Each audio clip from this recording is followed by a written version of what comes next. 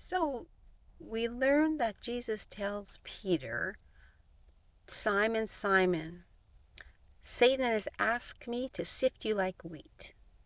Sift you like wheat. Well, what does that mean? Do we know what sift means? In biblical times, that was just a very common thing, and everybody knew exactly what Jesus was talking about. And so today I'm going to spend some time looking at this word sift.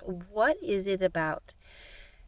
In biblical times, the harvesting of wheat was very intensive, and there were three main steps once the wheat was cut down and this process of sifting took place. There was three steps. The first one is threshing. The second one is sifting, or what we call winnowing.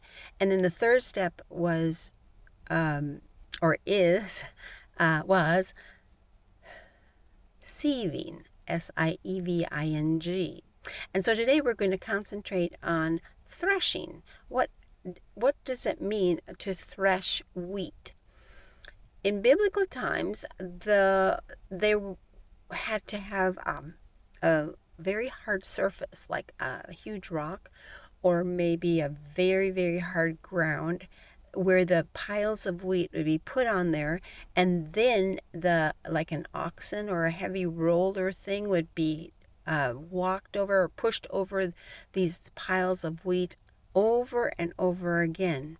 Because if you think of what a wheat stalk looks like in your mind, that the very top is the only important part of the wheat, the kernels. That's what you're going for.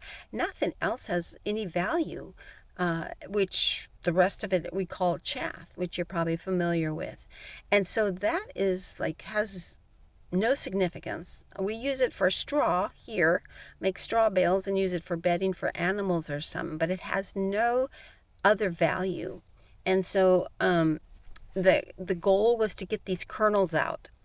And so as the oxen walked over and over again, the sometimes the kernels would break free from the chaff that was surrounding them, and they would fall to the ground, because what's of value stays. The chaff can blow away, but the kernels fell to the ground. Now, this crushing and this walking upon can be thought of like, is that what happens to our life sometimes? That do you feel crushed? Do you feel walked on? Do you feel like there is just lots of stuff going on in life that has taken a turn, like you don't understand why? Maybe it's a relationship, maybe it's a divorce, maybe it's a child who has gone astray, maybe it's an illness or an accident, or just things come our way, financial crisis, loss of jobs, things we have just did not expect, and we feel crushed and we feel like, what am I going to do? What's helpful sometimes is to realize these times that come in our life, and they do come. I'm 68 years old, and I'm telling you, there's times of wonderfulness, and then there's times where these things come our way, and it's like, why? Well, I don't think we need to ask why, but maybe say, Lord, is there something you're working in my life that you want to get rid of? To separate those things that are of no value in your life so that your life does become something of value? Sometimes we focus on things of the world too much. We focus on money, we focus on careers, we focus on having this and having that, when really, what of value are they?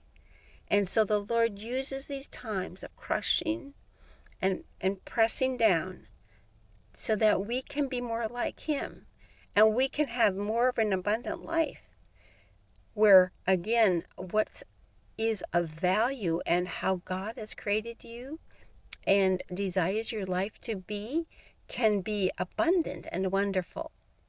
So if you're in that place right now where sifting is taking place, begin to thank the Lord and begin to see what things of value you are to keep and those things that are not. And I'm not talking in the physical sense, although that's possible.